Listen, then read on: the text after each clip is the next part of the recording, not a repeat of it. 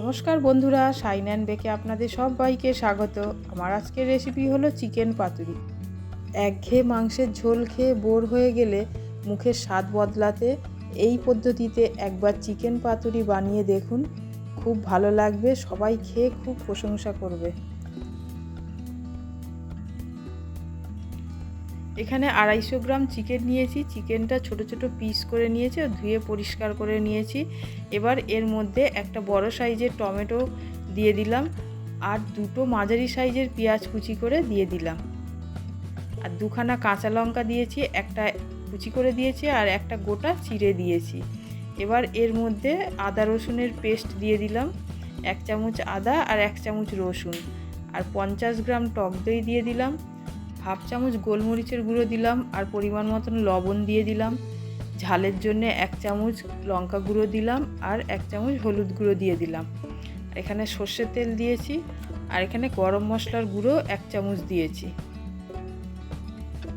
সমস্ত উপকরণকে খুব ভালো করে মাংসের সাথে মাখিয়ে নিতে হবে।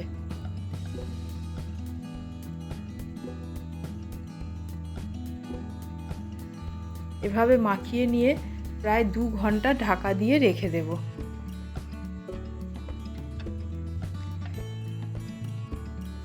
পাতুরি করার আগে কলাপাতাকে সেঁকে নিতে হয়। কলাপাতা আমি সরাসরি গ্যাসে না সেঁকে এইভাবে একটা প্যানের মধ্যে সেঁকে নিচ্ছি। একটা কাপড় দিয়ে কলাপাতাটা প্যানে রেখে এইভাবে চেপে চেপে নিয়ে সেঁকে নিচ্ছি।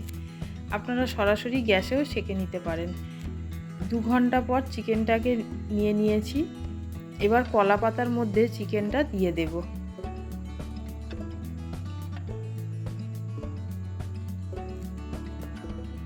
ম্যারিনেট করে রাখা চিকেনটা নিয়ে এবার কলাপাতার উপরে দিয়ে দেব। এইভাবে কলাপাতাটা মোড়ার সময় খুব সাবধানে মুড়তে হবে, যাতে কলাপাতাটা ছিঁড়ে না যায়। এইভাবে আস্তে আস্তে ধরে নিয়ে কলাপাতাটাকে মুড়তে হবে। এবার একটা সুতো দিয়ে চারধারে ভালো করে জড়িয়ে নিতে হবে। এমনভাবে জড়াতে হবে যাতে কলাপাতাটা না খুলে যায়। এখানে মোটা সুতো দিয়ে বাঁধলে খুব ভালো হয়। আমার কাছে মোটা সুতোটা ছিল না বলে আমি এরকম পাতলা সুতো দিয়ে এটাকে বেঁধে নিচ্ছি।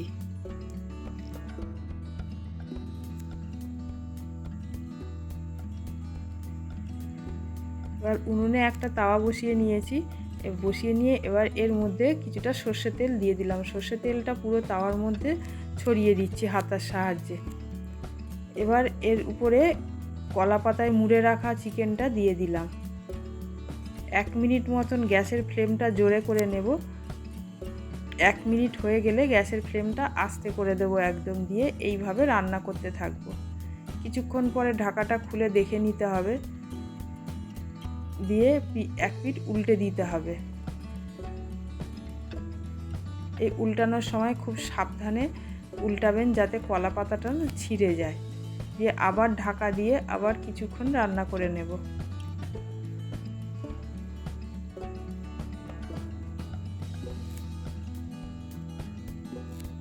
আর একবার এটাকে উল্টিয়ে দেব।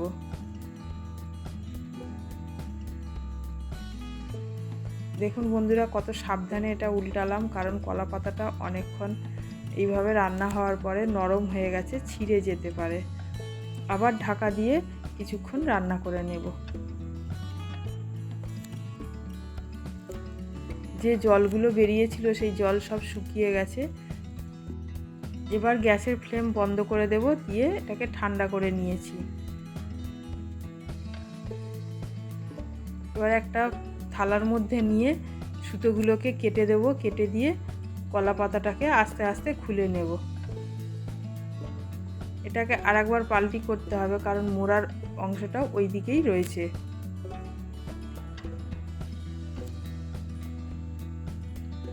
একটু সময় লেগেছে, কিন্তু খেতে খুব সুন্দর লাগে বন্ধুরা। দেখুন তৈরি হয়ে গেছে চিকেন পাতুরি।